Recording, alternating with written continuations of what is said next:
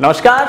तो जो हम सीरीज कर रहे हैं, series of why gym fails, उसमें हमने 10 पॉइंट्स कवर किए थे। तो आज हमारा नेक्स्ट वीडियो है gym equipments and their biomechanics. अब इस पे आज हम डिटेल में चर्चा करने वाले हैं, क्योंकि मैं एक मैन्युफैक्चरर हूं और एक मशीन की बात जहां आती है वहां पे कान मेरे खड़े हो जाते हैं। आपके भी हो सकते हैं। अगर आपके बगल से कोई एक बॉडी बिल्डर चला जाए, आप सोचो कि एक बहुत प्रो बॉडी बिल्डर हो, 80-85 किलो कैटेगरी में आप खेलते हो, प्री वर्कआउट के बारे में कोई बात कर दे या गेनर के बारे में बात कर दे, तो आपके कान खड़े हो जाते हैं कि यार ये क्या बात कर रहा है बंदा। उसी तरीके से अगर कोई भी ऐसा टॉपिक आता है जो कि सपोज करो कि जिस पे बात होना चाहिए, कि अगर कोई जिम के बारे में बात करता है, मैं चाहे ट्रेन में जा रहा हूँ या फ्लाइट में जा रहा हूँ या कहीं भी जा रहा हूँ, और कहीं में कोई बात करता है या बॉडी बिल्डर दिख जाता है, तो मुझे लगता है ये मेरा कस्टमर तो नहीं है। आज का टॉपिक मेरा बहुत ही फेवरेट होने वाला है, क्योंकि इसमें मशीन्स विथ बायोमैकेनिक्स के बारे में बात होने वाला है। तो सोचो, आपने लाखों का इन्वेस्ट कर दिया है अपने जिम को बनाने में, और आपने सोचा कि मेरा जिम ऐसा बने लोकल में कहीं भी ना हो, ना ऐसी इंटीरियर हो, ना ऐसे एम्बियंस हो, ना ऐसा फ्लोर हो, ना ऐसा माहौल हो, ना ऐसे ट्रेनर हो, ना ऐसे सर्विसेज हो। क्या होगा जब आप एक बहुत ही सस्ते क्वालिटी का, बहुत ही बेकार बायोमैकेनिक्स का, मतलब बिल्कुल वेस्ट जिम इक्विपमेंट अगर आप लेके आते हो।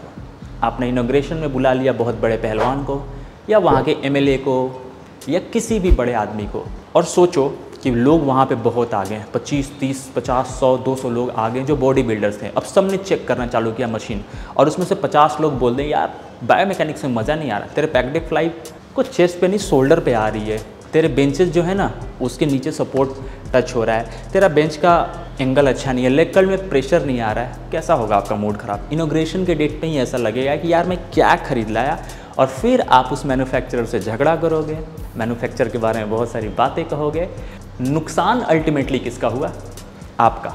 तो इस वजह से मैं बात करने वाला हूँ कि मशीन्स की जब आप सिलेक्शन करने जाते हो, जब आप पहली बार दिमाग में आपके आता है कि जिम मुझे लगाना है, मुझे बढ़िया क्वालिटी का एक जिम इक्विपमेंट्स बाई करना है, मुझे एक अच्छा जिम खोलना है, जिम लगाना है, तो सबसे पहले आपके दिमाग में आता है मैन्युफैक्चरर, कि मैं मशीन कहाँ से खरीदूँ। अब मशीन कहाँ से खरीदूँ, इसके लिए आपको बहुत सारा रिसर्च करना पड़ता है। इंस्टाग्राम पे जाते हो, यूट्यूब पे जाते हो, अल्टीमेटली आप सोशल मीडियाज़ या फिर इंटरनेट पे जाते हो और वहाँ पे सर्च करते हो, और आपके आसपास मैन्युफैक्चरर नहीं है, तो आपको वहाँ पे डायरेक्टली विजिट कर पाना बहुत मुश्किल होगा। हर जगह आपको चूज़ करने के बाद मेरठ का एक नाम निकल के आता है, वहाँ पे आपके 10 मैन्युफैक्चरर से बात होती है। जब 2, 3, 4, 5, 6 मैन्युफैक्चरर के पास जाते हो, तो आप उनको क्या क्या चेक करो। सबसे पहला चेक करो उनकी फैक्ट्री। अब फैक्ट्री कैसे चेक करेंगे? फैक्ट्री का पहले इंफ्रास्ट्रक्चर देखो कितने गज में है। फैक्ट्री अगर बनेगी तो कम से कम 2000-2500 गज के आसपास उसकी फैक्ट्री होनी चाहिए। इतना तो हो, कम से कम 20-25 हज़ार स्क्वायर फीट का कारपेट एरिया, जिसमें मशीनें भी दिख जाएँ, हर चीज़ उसने लगा भी रखी है, पाउडर कोटिंग का प्लांट भी हो, एसेसरीज के अलग सेक्शन हो, डिस्प्ले हो, हर एक चीज़ उसके पास हो। फिर आप उसका देखते हो डिस्प्ले एरिया। अब डिस्प्ले एरिया कितनी हो? 1, 2, 3, 4 मशीन? बिल्कुल नहीं, कम से कम 100 मशीनें तो एटलीस्ट हो उसके पास। वहाँ पे जाके आप मशीनें चेक करो, बायोमैकेनिक्स चेक करो, उनके एसेसरीज चेक करो। जब आप जाके उनका हर चीज़ चेक करते हो तो आपको आइडिया लगता है कि यार ये मैन्युफैक्चरर का तो ये मैंने चीज़ देख लिया। नेक्स्ट आता है मशीनें बनाते कैसे हैं, कौन सा मटेरियल यूज करते हैं, क्या पाइप यूज़ करते हैं, क्या पाइप लगा रहे हैं, क्या नट लगा रहे हैं, क्या बोल्ट लगा रहे हैं, क्या चीज़ें लगा रहे हैं। अगर आपने सब कुछ क्लियर कर लिया तो वेल एंड गुड।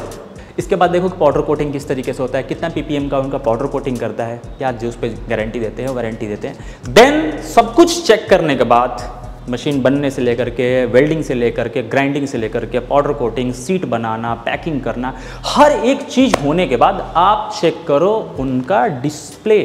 ये नहीं कि सीधा आप आए उनके ऑफिस में घुसे और सीधा जंप कर गए आप कि भैया मुझे तो डिस्प्ले दिखाओ। अब चूँकि डिस्प्ले में तो मैं अच्छी मशीनें रख सकता हूँ, कोई भी मशीन में रख सकता हूँ, लेकिन मैं बनाता कैसा हूँ, मेरा डिस्पैच सेक्शन में किस तरीके की मशीनें रखी हुई हैं, क्या मशीनें जो मेरे डिस्पैच में रखी हुई है क्या वही सेम मशीनें मेरे डिस्प्ले में भी रखी हुई है, ये भी आप क्वेश्चन करो ना। क्वेश्चन करो, देखो, समझो, बूझो, जानो। इसके बाद जब ये सब चीज़ें आप देख लेते हो, समझ लेते हो, फिर डिस्प्ले में आप जाओ, मशीनों के बायोमैकेनिक्स यूज करो।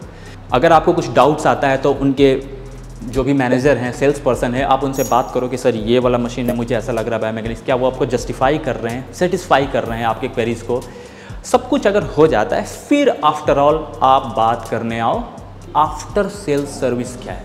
मतलब माल देने के बाद आपकी वारंटी, गारंटी, कुछ टूट फूट, उसकी सर्विस, उसकी जिम्मेदारी क्या है। जब उस पर आप क्लियर कर लेते हो, जैसे बॉडी लाइन जंक्शन बोलता है कि 5 ईयर तक फ्रेम की वारंटी है, 1 साल में हम 4 बार आपको मेंटेनेंस के लिए भेजेंगे, मेंटेनेंस का जो भी एक चार्ज होता है वो चार्ज आप दे सकते हो। छोटी छोटी जो प्रॉमिसेस हैं अगर वो हम पूरा कर रहे हैं, अगर आपको लगता है कि नहीं this manufacturer really knows my value, वो मेरे चीज़ों को सेटिस्फाई करता है, इसकी क्वालिटी अच्छी है, इसके रेट्स अच्छे हैं, तो बस।